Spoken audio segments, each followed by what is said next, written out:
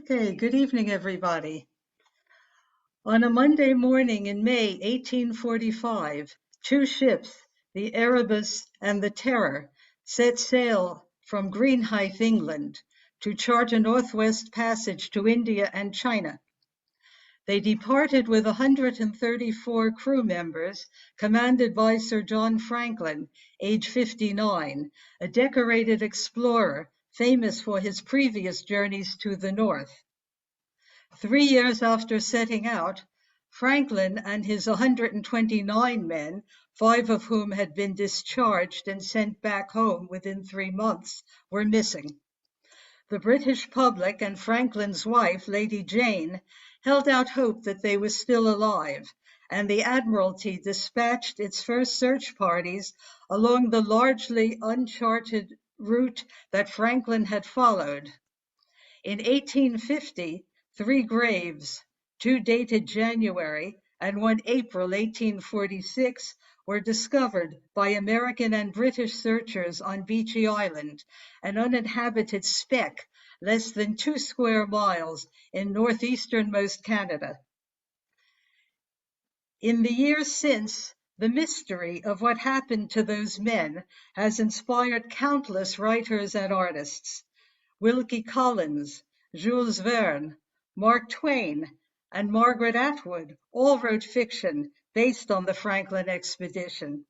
James Taylor, Iron Maiden, and the Breeders wrote songs about the sailors and their ordeal. Hobbyists and scholars connect on Facebook and blog forums to pore over evidence and crowdsource keys to the question of how exactly the men died.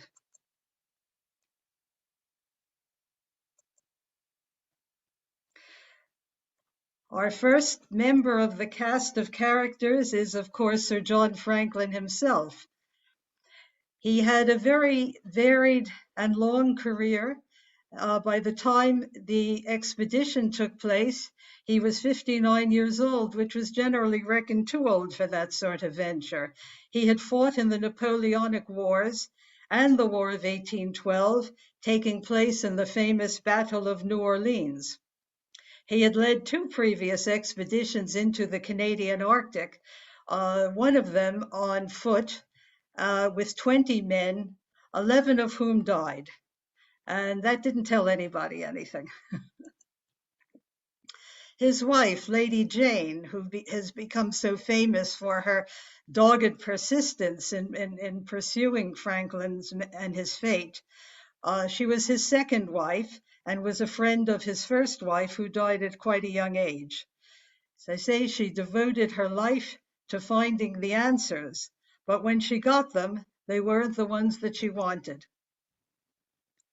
Captain Francis Crozier was a famed Antarctic explorer. Those of you who were at my lecture on the Antarctic would have heard about him. He was in love with Franklin's niece, Sophia Craycroft, and he was the captain of the HMS Terror. He became the expedition leader on the death of Franklin.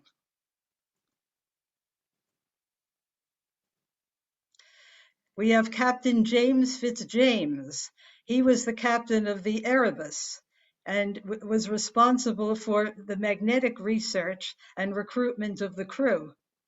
He had a very long military career. He had survived the First Opium War and the Egyptian-Ottoman War, and had been taken prisoner, only to die in the Arctic in peacetime. Sir John Barrow is the second secretary to the Admiralty.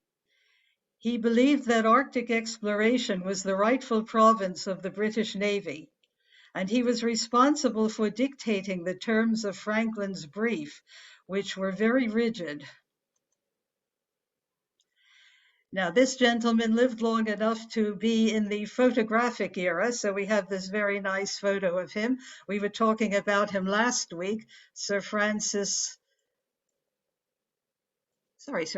McClintock, known as the Arctic Fox. He was the commander of the 1859 Lady Franklin finance search in the vessel, the Fox, that led to the discovery of the most conclusive evidence of John Franklin's fate. Now we have Sir John Ross.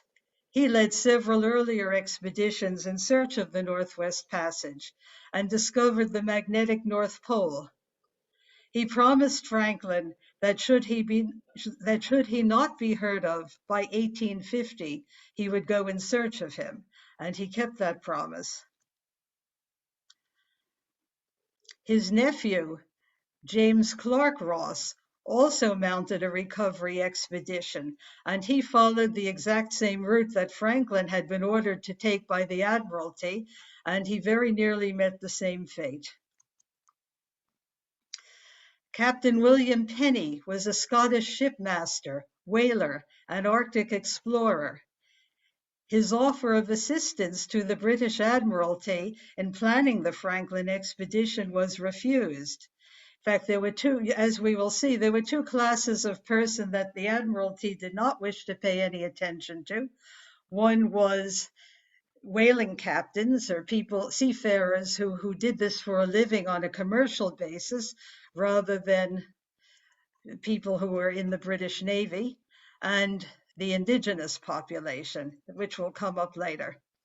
Nevertheless, once the search and rescue expeditions began, he was hired to command the British Franklin search expedition of 1850.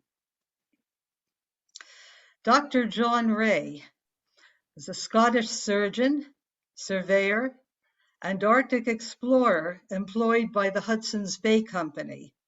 Now, the Hudson's Bay Company, as some of you may have heard of it, it was one of those commercial entities like the East India Company, a private commercial enterprise that took on quasi-governmental functions in uncharted territory and had quite a lot of power and significance. Dr. Rae discovered the fate of Franklin's men and wrote a report to the British Admiralty that enraged Lady Franklin and shocked Victorian society.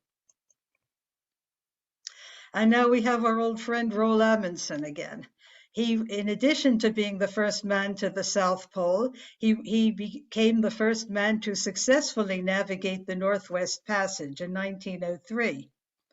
In contrast to Franklin, he took 6 men and a small boat, the Gjoa, and spent much of his time in the Arctic observing and learning from the Inuit how to dress, how to travel, how to run dog sleds, how to hunt, how to skin animals and make furs out of them.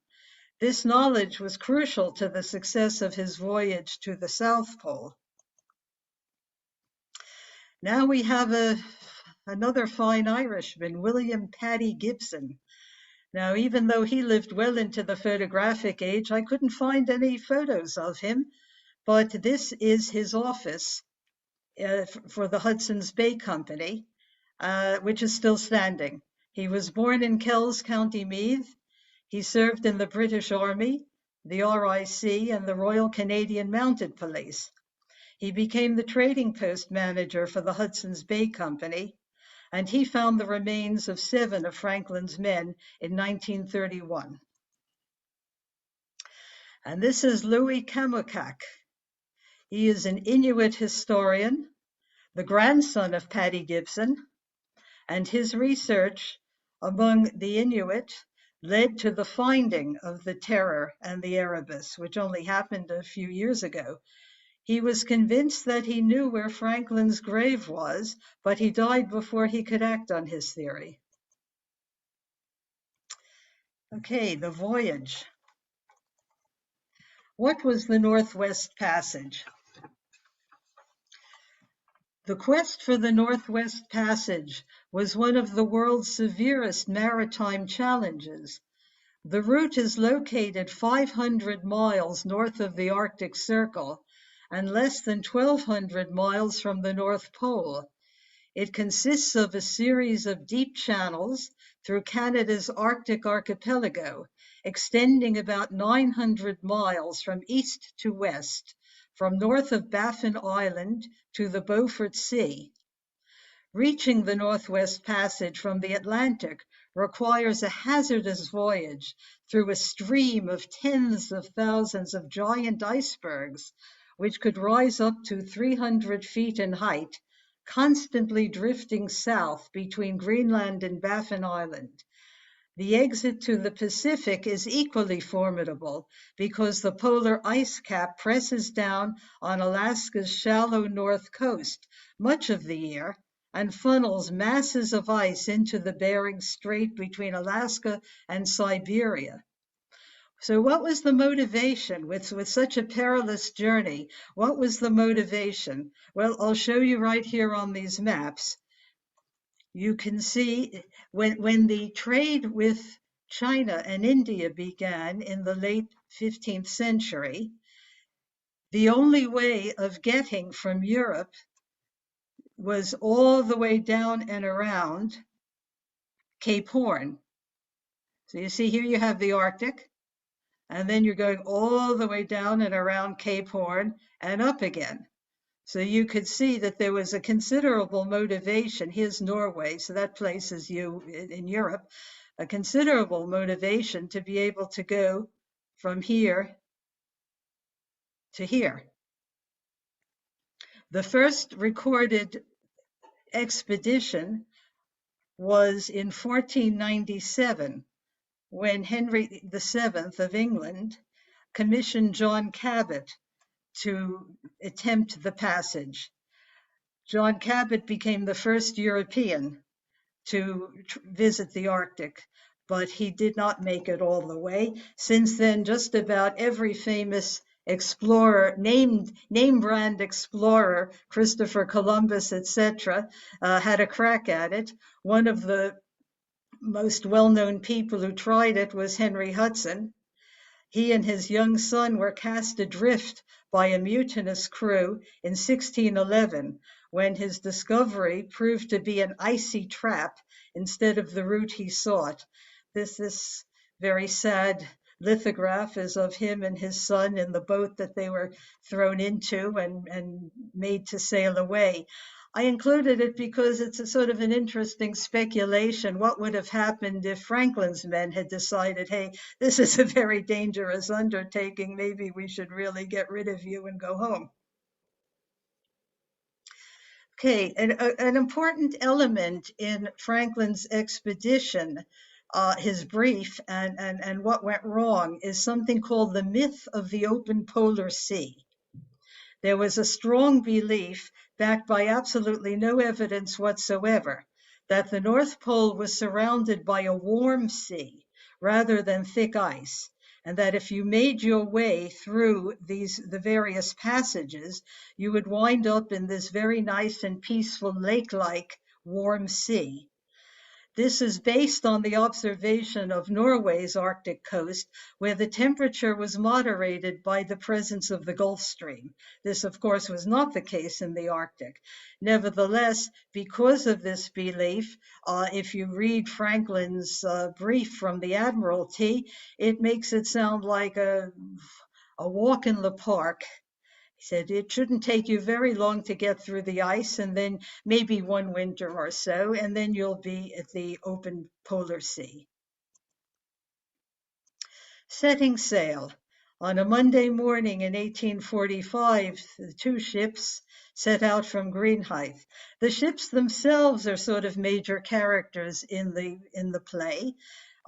They both had major history in the Antarctic and came home successfully. They were bomb ships, and the Terror was deployed in the War of 1812. The Terror sat in the bay, lofting bombs at Fort McHenry in Baltimore in the United States. And a man named Francis Scott Key, seeing the bombs going off, the rocket's red glare and the bombs bursting in air, went home and wrote a poem about it, which later became the American national anthem. Disaster strikes. It didn't take long. In 1846, the Erebus and the Terror are beset by heavy sea ice on September 12th off the northwest coast of King William Island. 1847, Sir John Franklin dies in the high Arctic on June 11th. The cause of death and the whereabouts of his body remain unknown. With the Erebus and the Terror stuck in ice, the men abandoned the ship on April 22nd, 1848, and began a march towards a Hudson's Bay Company trading post 600 miles to the south.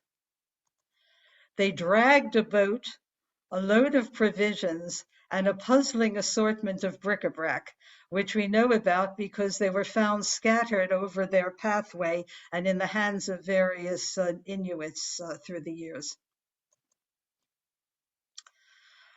One of the rescue expeditions that found a final message. It was the custom in the British Navy to leave messages along the way under cairns of stones. The idea being that if they required rescue, if other explorers were coming in that direction, you left word, you left instructions, you left anything that might be a helpful piece of information. So you could see this message has typescript, and it has something that's dated 28th May 1847 that says all is well. And then 25th April 1848, these marginal notes include the text: HM ships Terror and Erebus were deserted on the 22nd of April, having been beset since 12 September 1846. Sir John Franklin died on the 11th of June, 1847. So the largest part of the story is the search. 90 different expeditions through the years were right up until 1967 were mounted. I can't begin to go into all of them because some of them were so complex that they have had whole books and movies devoted to them in and of themselves. So I'm going to give you a brief summary of some of the crucial ones. The first search was in 1850. Now, mind you, that's 2 years after it's 4 years after the expedition started, 2 years after the last word reached the Admiralty. So that was rather a long time to wait. So just bear that in mind. The Royal Navy launched a full-scale search, and an American expedition joined the massive search on land and sea. In 1853, HMS Breadalbane is dispatched bringing fresh supplies for the searchers. It is nipped by sea ice and sinks off Beechy Island. And this starts an endless round of the rescuers requiring rescue themselves. In 1854, John Ray, surgeon, explorer, and fur trader, has a chance encounter with an Inuk hunter who provides an account of dozens of white men dying at what is later named Starvation Cove. In 1859, Lieutenant William Hobson, a member of Irish explorer Francis McClintock's expedition, finds the note that I showed you 2 slides ago, and the remains left at Victory Point. In 1869, American explorer Charles Francis Hall's expedition to King William Island includes the discovery of skeletal remains of Franklin expedition members.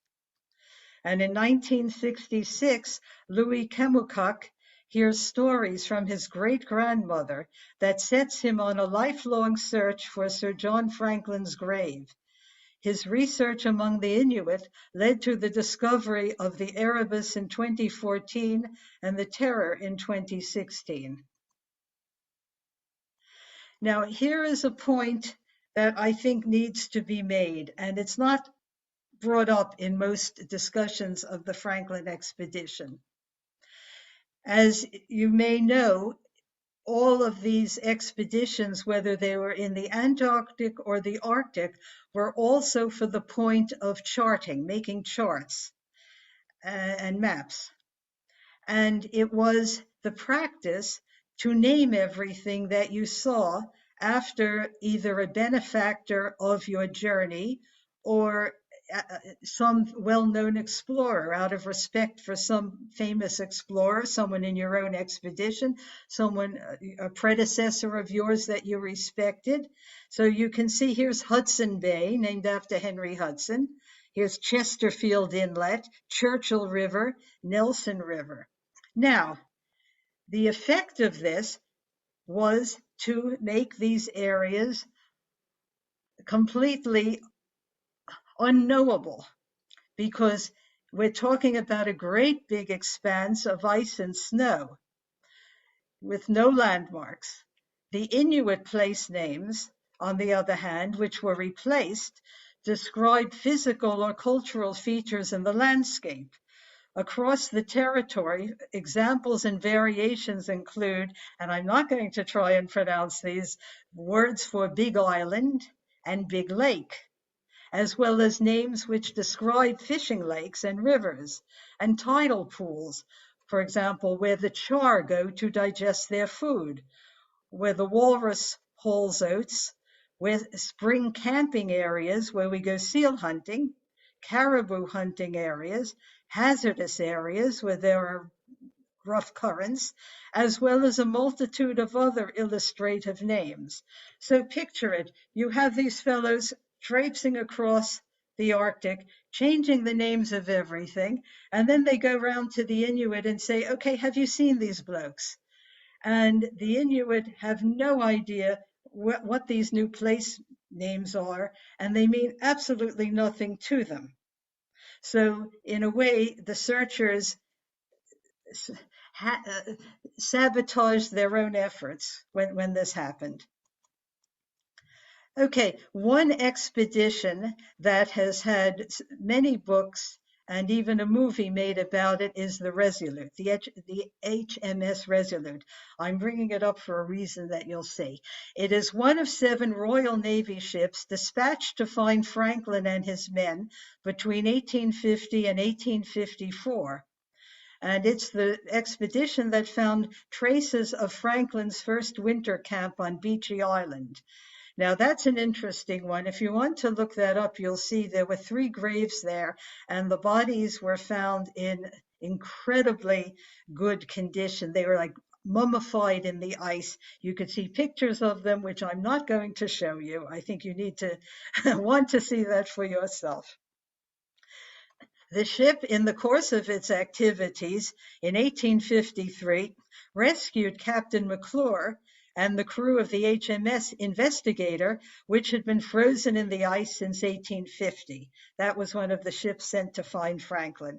They needed rescue themselves. The Resolute became trapped in the ice in 1854.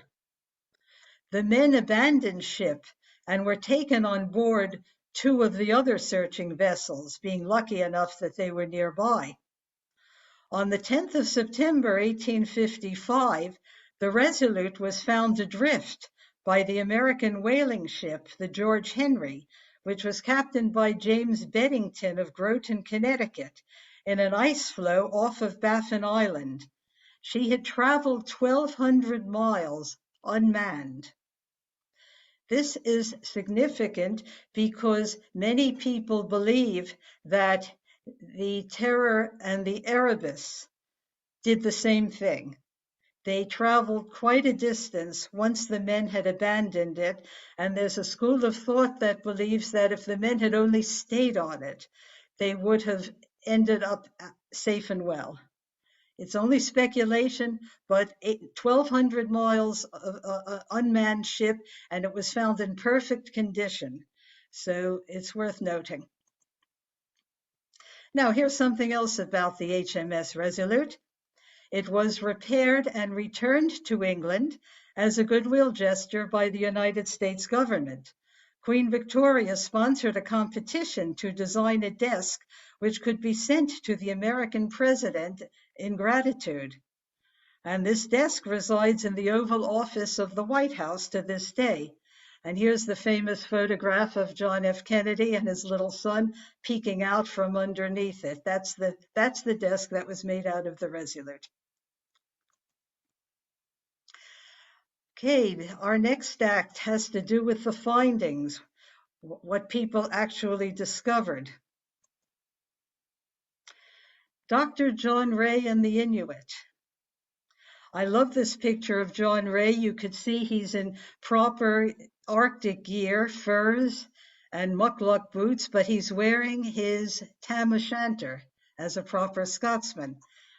In addition to being a surgeon, he was the medical officer with the Hudson's Bay Company. He was well accustomed to Arctic conditions, having learned from the Inuit and the Cree, and he had come to know and respect the indigenous population, which makes him unique in all of these realms of Arctic explorers except for Amundsen.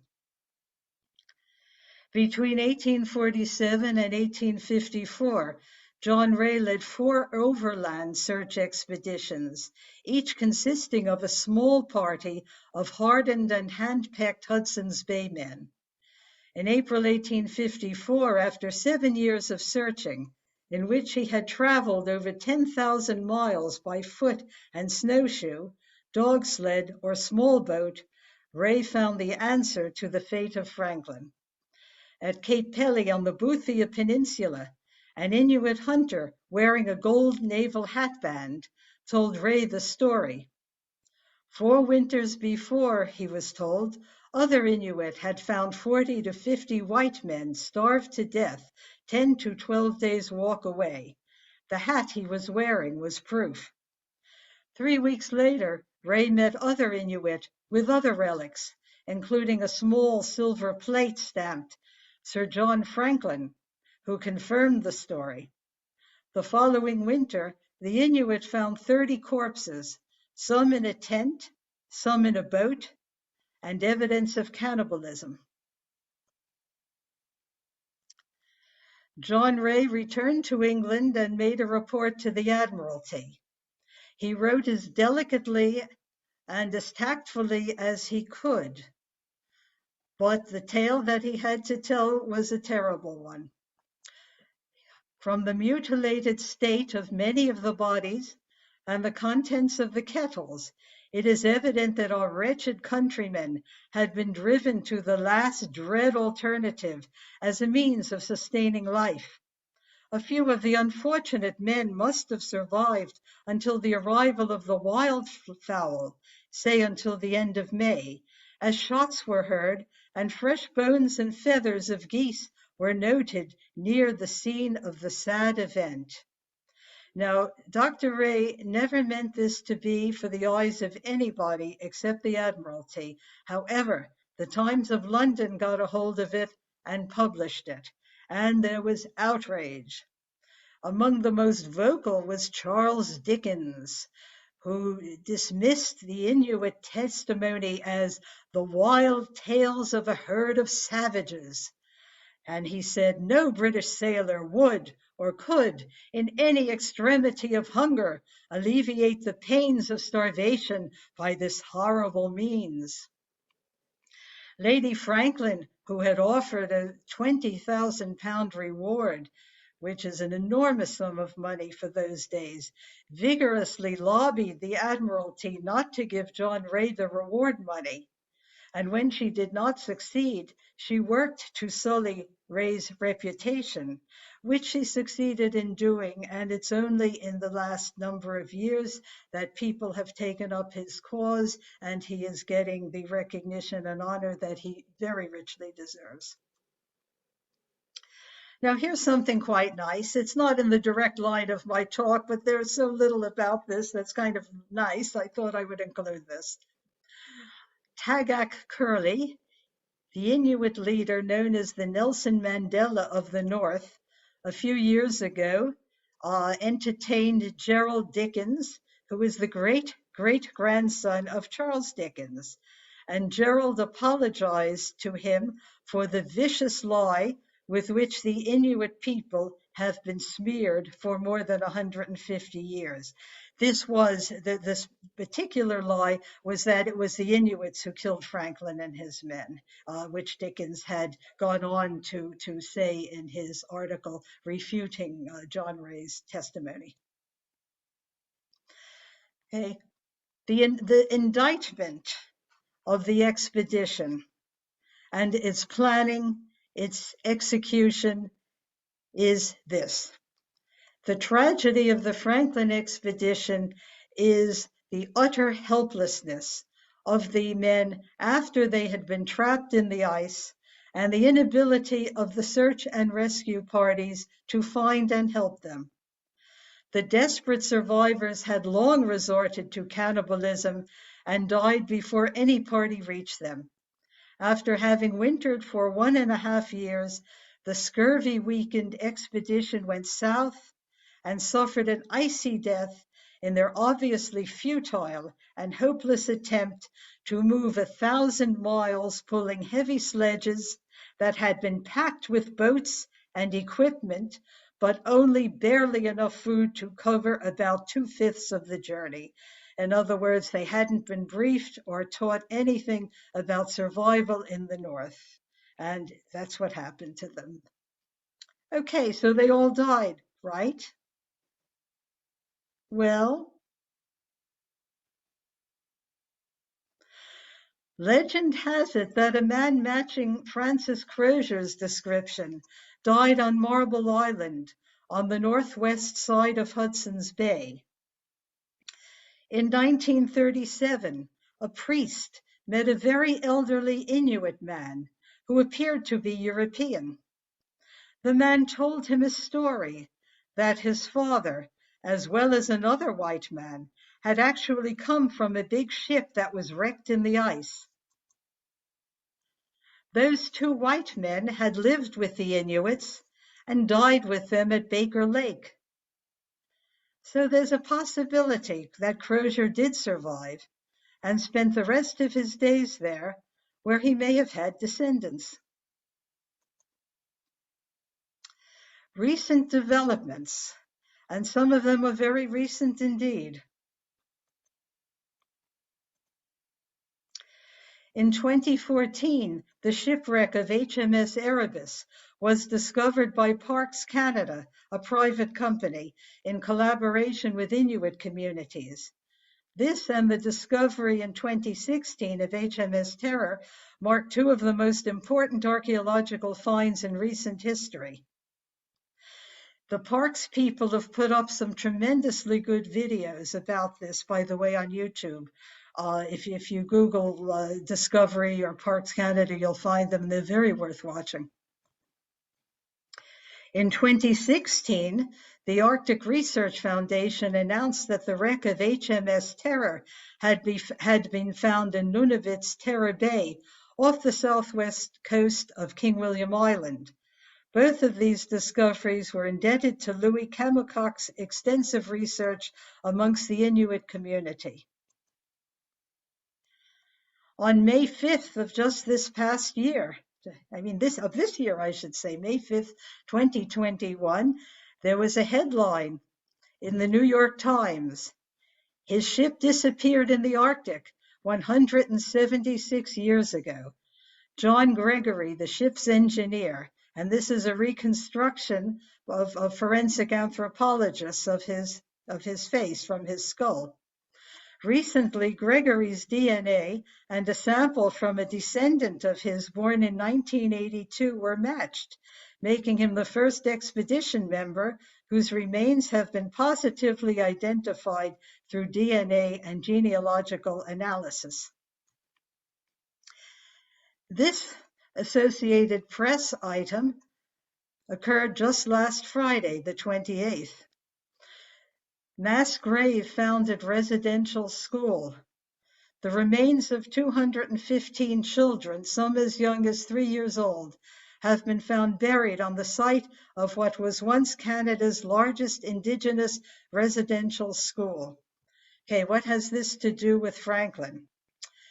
because several generations of Inuits, including Louis Kemmikuk, were forcibly removed from their families and taken by plane to parts of Canada, so-called civilization, where they were put into residential schools and forced to learn the white man's ways and the white man's religion.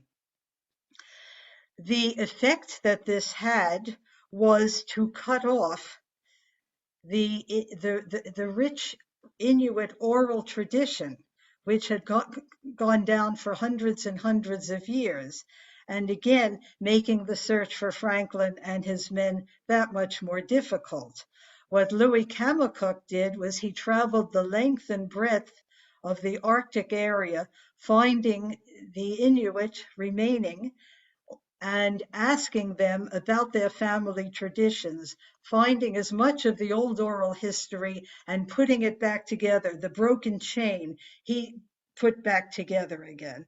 And sadly, he died quite recently before he could complete his life's work, his life's goal, which was to find Franklin's grave, and he thought he knew where it was.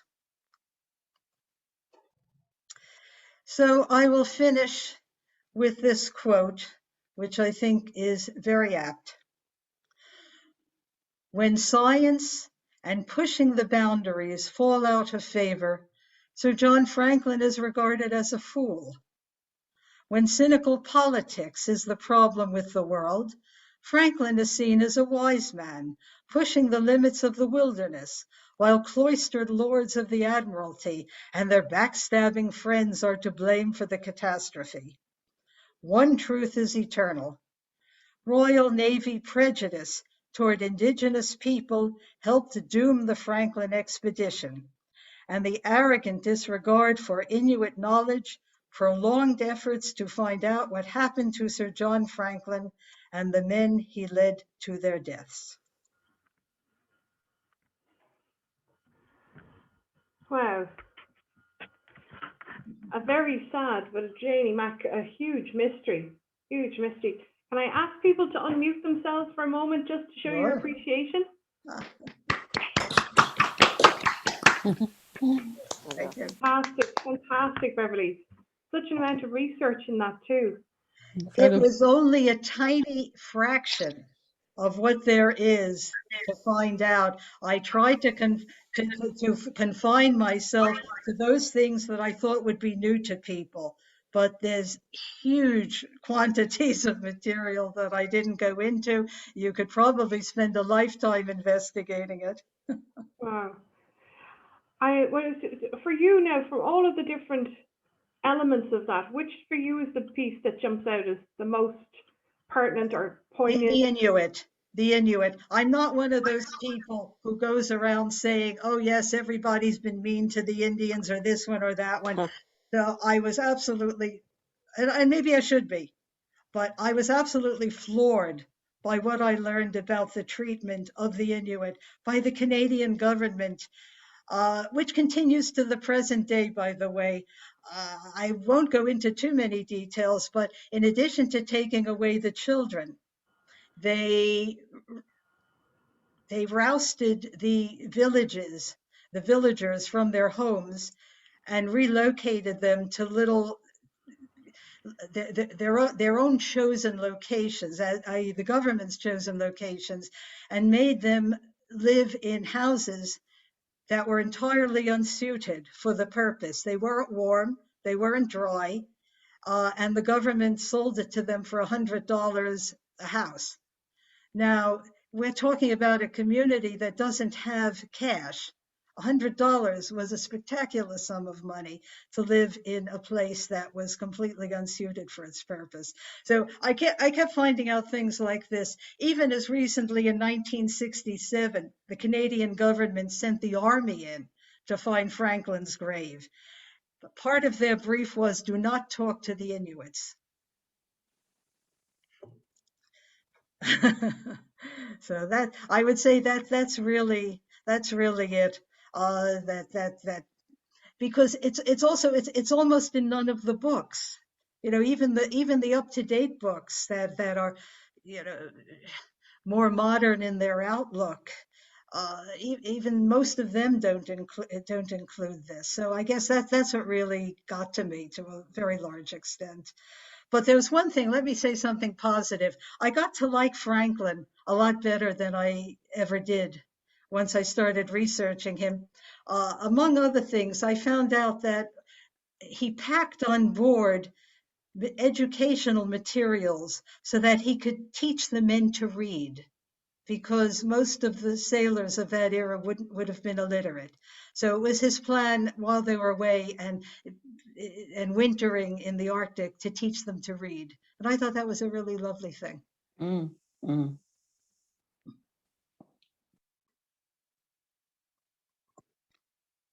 My computer went down, so apologies. I'm playing catch up here. Can I open it up to the floor if it hasn't Oh, been please, already? absolutely. Any questions? Sure. Hi, Beverly. Hi, I Carol.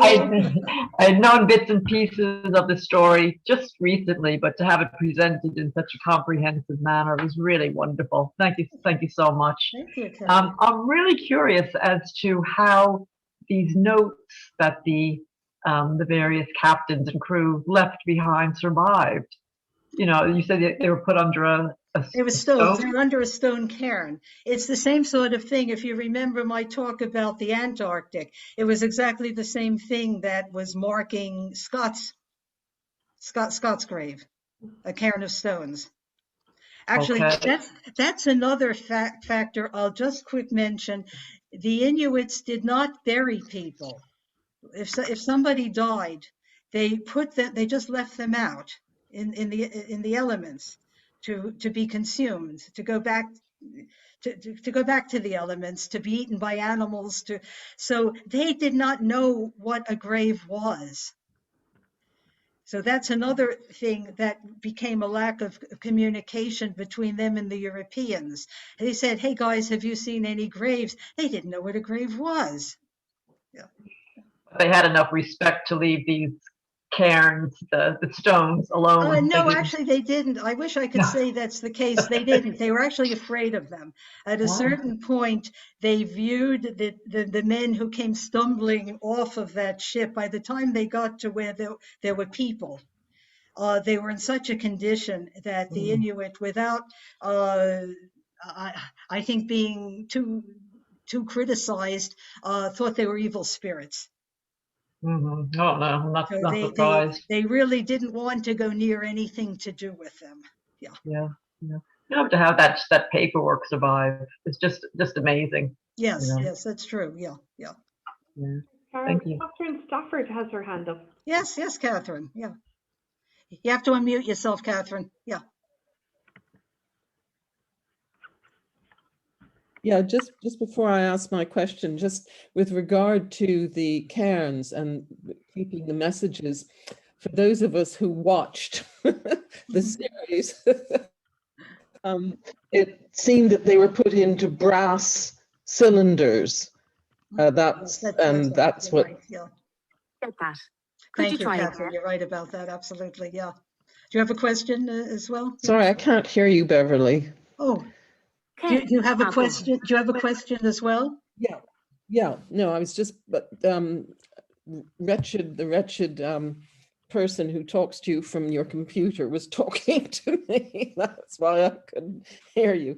Yes. No, I just wondered. I love the way you focused on the whole issue with the Inuit. I mean, I think that's fascinating and splendid. Thank you so much. But in the preparation for the expedition, I mean, you made it very clear that the hidebound nature of the Navy and politics itself would have played a large part. Very And much so. so I gather from what reading I've done, Franklin was their last choice of the person to actually lead it. And That's absolutely correct. He was regarded as too old. Yeah. And his other two expeditions were far from successful, although in those days coming back alive was pretty considered pretty successful. But also, and I didn't mention this because it just gets more complicated, he had been the governor of Van Diemen's Land. Right. Yeah. And he had gotten involved in the politics of that situation and was left in disgrace. So he and his wife Jane were very keen to resurrect restore his reputation. So they saw him being the commander of this expedition as a way of doing that, and they lobbied very, very strongly with the Admiralty for that. Great. Thank you. Wonderful talk. Thank you. Can I just share something with Sure. Beverly? First of all, thanks so much. It's such an interesting story, the whole Franklin expedition. But a sad twist of fate, you probably know, is that they thought that King William Land was part of the peninsula. And so they went around to overwinter on the northwestern tip, and they would have been exposed to the worst of the Arctic blizzards. Had they gone east, they would have been following the right route, and they would have had shelter, and all the caribou and probably seals, they would have had, they probably would have survived. Yeah, Possibly. yeah. Oh, there's nothing that didn't go wrong. There's nothing that could have gone wrong that didn't go wrong. And another aspect of the situation is they didn't ask the Inuit for help. They traded with them. They tried to buy food off of them. They were like scavengers, whereas if they had been smart and if they hadn't been so inculcated in the views of I've often Britain, wondered about they that, would have Beverly. asked, they would have asked the Inuit, how do we hunt? Teach us how to hunt. Instead, they went up to people who were living at the very edge of subsistence themselves and tried to trade for food. They said, here's a golden dagger, and here's a candlestick, and here's a plate. Can you give us some food for that? Which, of course, was meaningless and worthless. Yeah. Mm-hmm. Yeah, that was the one thing that used to fascinate me about the story, that they could have traded, look after just one officer to tell the tale. I don't buy the bit about Crozier, because I think he would have left some written records if he had managed to make it out. I think they all perished, but it's always I'm fascinating not me that. disagreeing with you, Sean, but he was also a bit bitter. He some people, he was bitter on a few different scores. One, he felt he should have been the expedition leader, and it was thought even at the time that he wasn't, because he was Irish. Also, he wanted to marry Franklin's niece, Sophia, and she turned him down. But again, Crozier was of the belief that she turned him down because Franklin persuaded her to do so. Then as well, the letters, the few letters that made it home from the expedition were all of them in praise of Franklin and his leadership, except for Crozier's, that said, this guy doesn't know what he's doing. And of course, that was brought out very strongly in the series The Terror, although it was exaggerated, but it was true. So I would say, as I say, I'm not disagreeing with you, but I would say of all the people on that expedition, Crozier is one who might have felt he would want to have cut all ties with Britain. Okay, it's very interesting, Beverly. I hadn't thought of that. Yeah. Thanks. Just in terms of, there's a couple of comments about the Catholic school with the Inuit children. So about the picture of the young girls, Maria was saying, with the nun and Candid, why did they all die so young? You mentioned about graves being found. It's their equivalent. It turns out it's their equivalent to the mother and baby homes. Yeah, and that's in fact what Jean is saying here. It's starvation. Yeah, I saw that pop up. It is. They were treated dreadfully. They weren't given a lot of food. They were treated harshly. They were punished for all sorts of infractions that they hadn't the tiniest idea of what they were, because they came from such a different civilization. They didn't speak. They were required to speak English, just at the drop of a hat. But they didn't know English. They're just every imaginable thing was stacked against them. Yeah. And if you ever saw the film Rabbit Proof Fence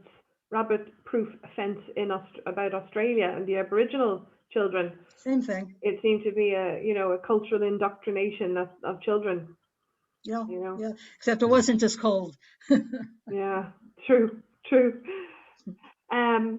Erica has asked, is it true that some men poison themselves eating from Ah, cans. yes, the famous lead poisoning theory. Yeah, no, I am not, sorry, Eric, I'm not being disrespectful. That has been thought about for a long time. As I read in one book, there isn't a single death of a man, cat, or monkey that hasn't been scrutinized to the nth degree uh, with regard to the Franklin expedition. It's no longer really thought that lead poisoning was the cause. They found the Beachy Island, the lead poisoning theory comes from the 3 corpses they found on Beachy Island. And they were found to have high levels of lead. They were also found to have tuberculosis and lesions on their lungs. But in those days, levels of lead were very high anyway. The normal level of lead in your average European was way higher than what you would find now. Also, tuberculosis was rife. It wasn't even necessarily that killed them. I'd say it's probably just the debilitating conditions, the poor food. By the way, tinned food could have killed them simply because tinned food has no vitamin C in it. So therefore, it isn't a preventative of scurvy. Scurvy killed more seafarers through the ages than any other causes combined. Oh, goodness me. Yeah. Can I jot in and ask a question myself? Please. You mentioned at the start of the presentation about it was almost 2 years before the expedition sent out a search party. Any reason for that? Was it Yes, they had more or less written him off from the get-go, quite honestly. And once again, it was Lady Jane who lobbied, and so did Sir John Ross. He wanted to go in search. John Ross was ready to jump into his ship and go off straight away. He didn't have the money. So he went to the Admiralty to get funding, and it took the Admiralty 2 years to come up with any, at which point they tried to compensate by sending out ship after ship after ship, which, as you could see, was too much too late. Yes, and you can imagine back in London how frustrating to know that they were out there, the families of not just Franklin, but his expedition colleagues. Oh, yeah, yeah. Okay, thank you. I see here some comments with regard to limes. They did. They had lime juice, but it did run out. But the basic foodstuffs that they were provisioned with, it was something that they were very proud of. It was bragged about because tinned food in tins was a very new thing. So it was sort of like having, the ultimate in modern convenience, that they had all of these tins. Now, it wasn't well tinned. It turned out after the fact that the factory who had been given the contract weren't given a whole heck of a lot of time to do it in. And they didn't do a great job. Certainly, the poor condition of them could easily have led to the weakness at any rate. I don't think it was what killed them, but it led to their weakness for sure. Okay, all right, thank you. And a reference to the nickname Limeys, which I never knew the origin of. That's right. I never knew the origin of. Any questions either through the chat or would anyone like to ask? Aaron, do I see you with a hand up? Yeah. I just wanted to make the point, being in Canada myself now, that the Inuit. Sorry, Angela. I should have thrown you out before I started talking about that. It's just that the Inuit situation is very topical. Yeah. And there is a lot of concern about it, which you may not be picking up from looking at some of the books and so on. And I would also say that one of the major problems was the Catholic Church, which until the 60s was very strong in Quebec and the North. And it had the contract from the government to do something about the Inuit. And so the children who went into these schools were looked after, as you saw in that picture, by Catholic nuns. Sounds familiar, folks? Yeah. It just is beyond belief, the sort of treatment. It would be beyond belief, except in Ireland we had the identical situation. So Yeah, this is very yeah. familiar to us, sadly. Kieran, Mm. sorry, you've been waiting very patiently. I'm just after watching the TV show. That's what first introduced me to this, and that was a fantastic presentation, by the way. Thank you. Thank you. Crozier, could you tell me a little bit more about him? Sure, he was from Derry. He made his name as an explorer in the Antarctic. He had traveled with some of the famous expeditions down in that direction. I kind of let a lot of the stuff that had been rolling around in my brain about the Antarctic. I let it loose for this presentation, but he's quite an interesting man. He did feature in my talk on that, and to say what I was saying before about him. Going to the Arctic with Franklin rather reluctantly, or thinking he should have been the commander. So I say he did become the commander once Franklin died, and it was his judgment. And who can say, you're in such desperately bad conditions, who can say, okay, he made a mistake to leave the ships. Many people do think that. You're there, right? We're not there, he was there. But as Sean pointed out, even leaving the ship, they took a wrong turn and went in a way that was absolutely guaranteed to debilitate and kill them. Yeah. Didn't you say, Beverly, that one of the ships had been stuck since 1846 for a couple of years before they left the ship? They both were. Yes. So I mean, it's not stuck. as if they'd abandoned the ship in 6 months. No. Oh no. But the thing is, it was a known fact that the ice could break up and release these ships. Yes. That would then go sailing off by themselves, which is what happened with the Resolute. And in fact, that's what Shackleton in the Antarctic was expecting would happen with the Endurance, and it didn't. That's the problem with ice. It's very capricious. Sometimes it will let you go, and a lot of the time it won't. Yes, exactly. So you could understand it was a situation of, do we wait here and maybe we'll be here in 4 years? As I say, it's one of those things that could have played out better if it could have, but if they'd have had some luck. Yeah, who knows? Yeah. Any more questions? Yeah, I just have one more. Sorry, I couldn't unmute myself. Beverly, I'm wondering why all the rescue expeditions, was it because of the reward that was offered, and also maybe that one of these expeditions would find the Northwest Passage? It seems they seem to be obsessed with this. Yes, it is, and I'll tell you something. Having been married to a sailor myself for 20 years, I can tell you that these guys go off and do nutty things without any particular reason that you and I would understand. You want to go off somewhere and freeze to death and get killed? Sure, let me at it. Where's my ship? I don't think you can discount that. By the way, I'm going to. This is Sea Dog. He went to sea with my husband for 20 years. He was on British Navy ships for 20 years. So he has been my technical advisor in preparing this talk. Sorry, I didn't mean to be flippant, Carol, but I do think it's a situation of the reasons came later.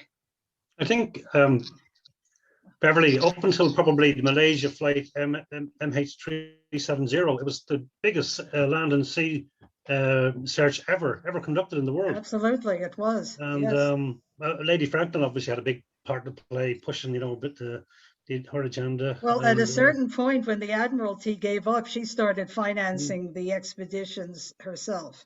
That's right. Yeah. Yeah. And Beverly, that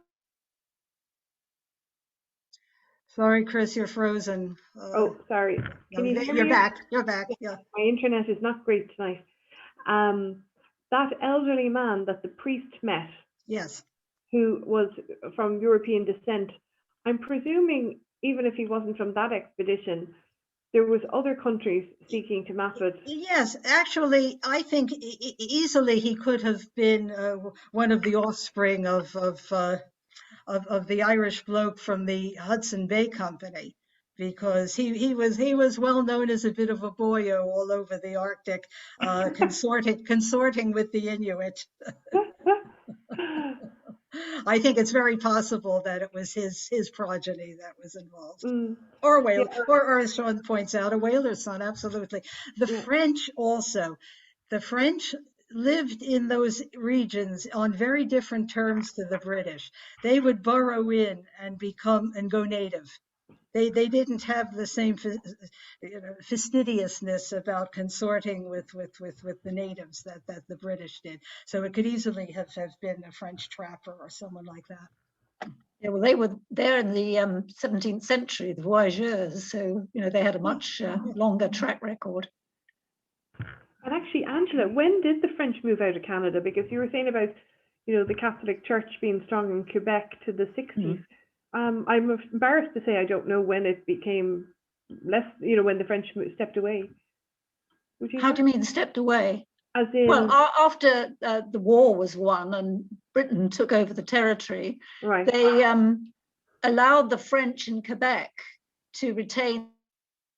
Right. And interestingly, that was seen as a very enlightened policy at the time. But this was the so-called French and Indian War. Yes, that's right. Yeah. The Plains of Abraham and Montcalm and all of that. Yeah.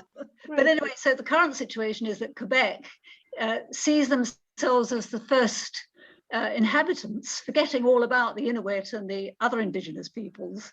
And so they have been very strong in pushing the French language, so that that's why Canada is bilingual today, officially.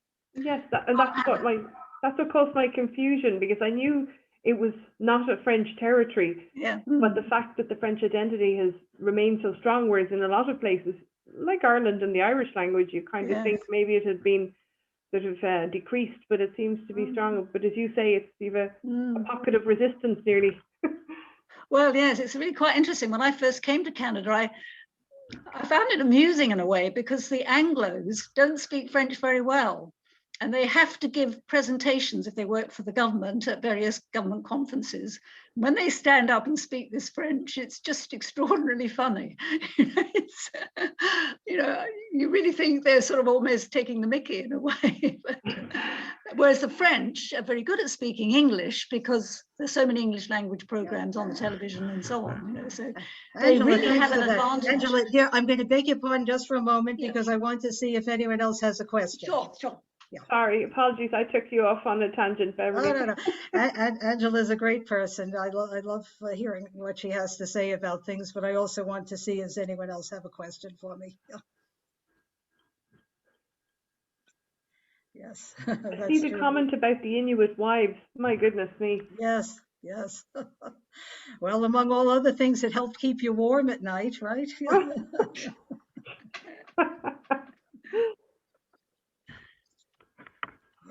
As I said, there are some awfully good books on YouTube. There are some really good videos at the moment. As I say, if you look at Park Expedition, you can see all about the expeditions. It's a whole field that I had never even heard of before, underwater archaeology. Wow. Yeah. Absolutely. Yeah. And then there's an awful lot that you could just watch anytime you want to for free about it. Yeah. We had an interesting talk in the spring on the underwater archaeology of Dublin Port. Oh, yes, exactly. There's an awful lot. You even look up Alexandra Basin. Stephanie wants to know, how do you know so much about the Arctic and this topic? Oh, just reading, just being nerdy, just reading a lot. It was one of those things where one book led to another, one thing led to another. Actually, it started out when I was researching the Antarctic for the talk that I gave to the group, and seeing names that I recognized from the little I knew at the time about the Arctic. So I've since, for the past 6 months, really been reading everything I could get my hands on. There's one book in particular that I would recommend very highly that gives a very good overview and it's the only book that really gives the Inuit situation in great detail. And because I'm talking now, I can't remember it, so I will, look up my Kindle and tell you the name. Library. Oh. It's not Fatal Passage by Ken McCougan, is it, Beverly? That's a No, great that's book. very, very good. Okay, sorry, I'm going to have to go get something because I really do want to tell you about it. Would anyone else like to share anything or any comments? Sean, it sounds like you've done quite a bit of reading on this. I love this whole epoch, this whole period from John Barrow that Beverly mentioned, and sending ships off up in that direction. But Fatal Passage, if people like a good book, Fatal Passage by Ken McCougan, you get it from Book Depository. It's about Dr. John Ray, and Yeah. he's one of those unsung heroes. Absolutely remarkable. Absolutely, yeah. It's a great book to read if you want to follow more about this. And the other one, Beverly's mentioned a few times, for those that have Netflix, if you have the stomach, watch The Terror. It's on the RT player as well. It's absolutely brilliant. Yeah, it is. Is it? Okay, Yeah, sorry, let me just tell you, here's the very book. good. Here's the book that I'm talking about, Sean. You might know it yourself. Ice Ghosts by Paul Watson. Wow, that's the title. The Epic Hunt for the Lost Franklin Expedition. So I say, if you only want to read one book, it's a good one because it really does give it the whole overview, but with a very modern viewpoint, and tells you quite a lot about the Inuit and their relationship to the Beverly, situation. what's the name of the author again, please? I beg your pardon? The author? Oh, the author is Paul Watson.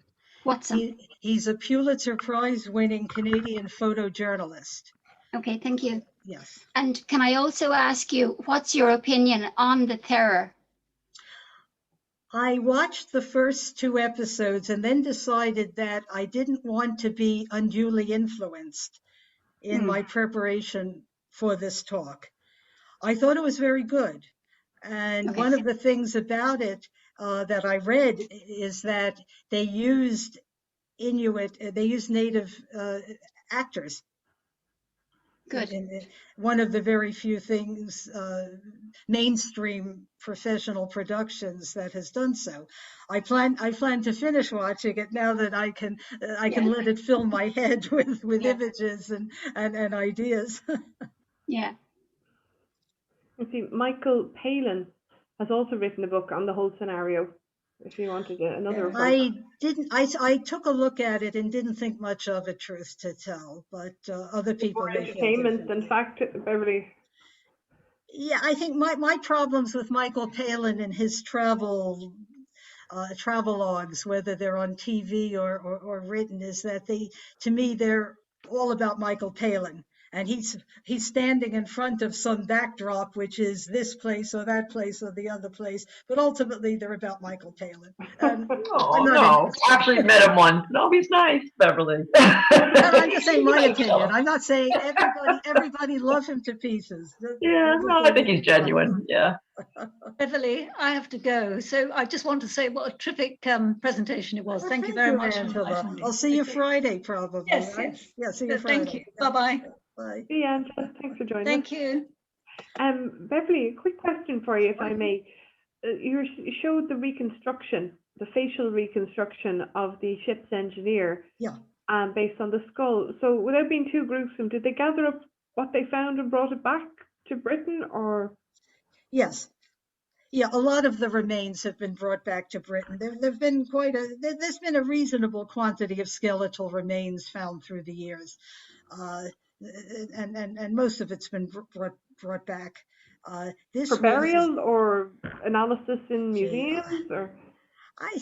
I don't know. I guess the truth of the matter is I don't know, or maybe I did. Maybe I saw it somewhere and don't. I think because things were found at a lot of different at a lot of different times, you see. There were some that were found like right away, like the one, and then some that were found 10 years later, and then some that were found 100 years later. So different things have been done with different finds. Yeah. Great. So any final questions before we wrap up for this evening? Well, I was just going to ask a rather silly question. I was fascinated by all that, Beverly, because I knew a lot about Franklin when I was a child, because my first ever book that my daddy gave me was this one. Oh, wow. Oh, my heavens. Yeah. Do you know it? Has anybody seen it? Yeah. It's incidentally a cancelled copy from Clonmel Library in 1957. Do you owe the fines? Do you owe them fines from 1957, Charles? But as well as that, I mean, I always thought, you know, years later that it must have been a child's book, but in fact it's not. It's very well written on various expeditions, and chapter 2 is John Franklin's expedition, and chapter 3 is the search for Franklin, and then it goes on through various other Arctic and Antarctic. The search went on for ages longer than the expedition itself. Oh yes. Yeah, yeah. As I found out when I was about 6 or 7 years old, all a long time ago. But you haven't seen that book, have you? It's called The Romance of Polar Exploration. Nobody heard of it? At this stage of the game, it's many years now that I have transferred my reading to Kindle. So the downside of that is you don't come upon things by serendipity the way you do with real books. Well, I understand what you're saying, but they didn't have Kindle in 57.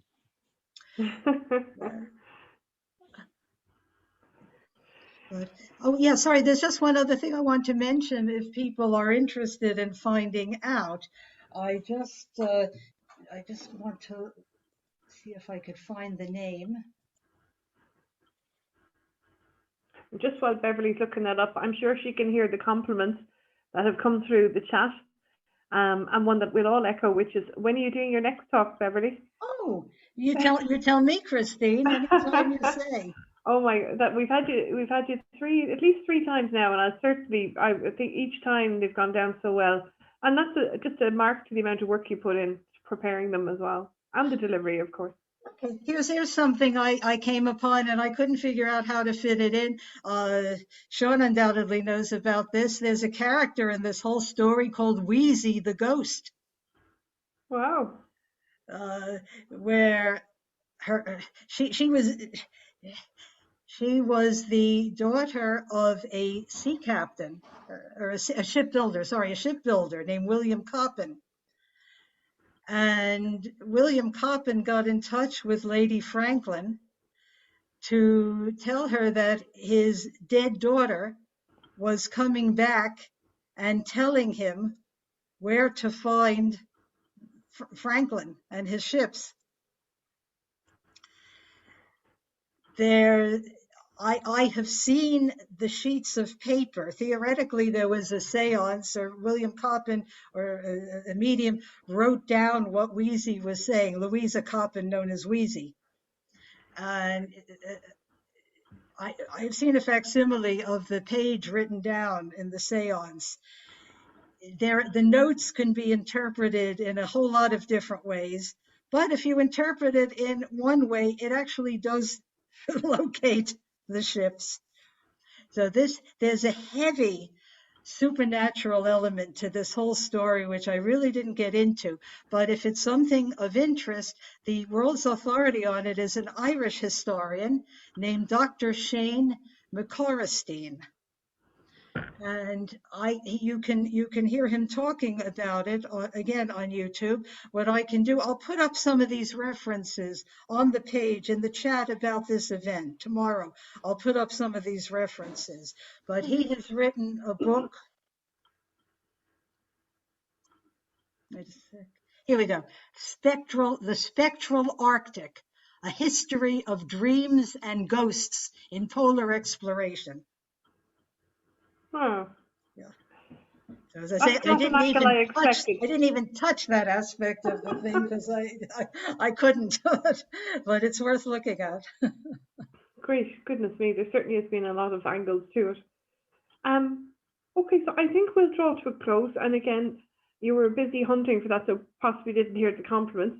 10 out of 10, 12 out of 10. Beverly, thank you so much. Thank you very much. It's been a really, really interesting presentation, held everyone's attention, and have been able to deal so well with the questions. Thank you for your time putting into this. I'm glad we have it recorded for those of us who want to watch it again and just take in the detail again, you know, the different search parties, etc. And thank you for being your own tech support. God love it. I did a really poor job of it. Not a bit, not a bit. And we will see everyone next week. And I say we're just confirming the speaker for next week, so I don't have one to announce at the moment. So, Christine, can I just ask Charles a question, please? Teresa, you've just muted yourself. Teresa, you've just muted yourself. Sorry, a question for Charles. Who was the author of that book that you mentioned? There isn't an author as such. It's just called The Romance of Polar Exploration. Now, Okay, thank you. I think, hold on a second, because there is a guy who gives a preface. His name is G, that's just G full stop, Firth, F-I-R-T-H. Thank you. Scott, S-C-O-T-T. G I don't know if there's any relation. Okay, thank you. Yeah, any relation to Scott, the other Scott? Wait a second, what's that? Actually, Yeah. I feel Yeah. very strongly that the Franklin expedition is sort of in a direct line to Scott, that Yeah. in the intervening 50 years, they learned nothing. You know, Scott went out and did exactly the same thing, really, except at the other end of the world. Goodness me. That must be a relation, Charles. It's too coincidental. Yeah, actually, I must check it. I'm just, Great. I If don't know you if it's... find out anything, put it up in the chat on the meetup site and we can all take advantage of the research. Yeah, yeah. Okay. I think he'd mention it because he does a preface and he doesn't mention Scott. Oh, wait a second. He does. He mentions Captain Robert Scott, but he doesn't mention that he's related to him. Right. Anyway, you'll have to contact Clonmel Library about that fine now. And see about the fine. One thing I would say is it's possible. I would almost bet you could find a second-hand copy of that on Amazon. Yes, yes. Because I think at the time it was probably very, very popular, I would imagine. And as I say, and going back to it more recently, I thought it was a child's book. It's not, which makes me even more surprised that I was reading it at that time. Very advanced altogether. Okay, so come here. I'm going to draw close, and it's been a really interesting meetup this evening, and I will see you next week. We're going to finish up 30th of June for the summer, and hopefully, and I know Mary Byrne is already looking into it, as are a couple other people have approached me, of in-person meetups during the summer. Now that normality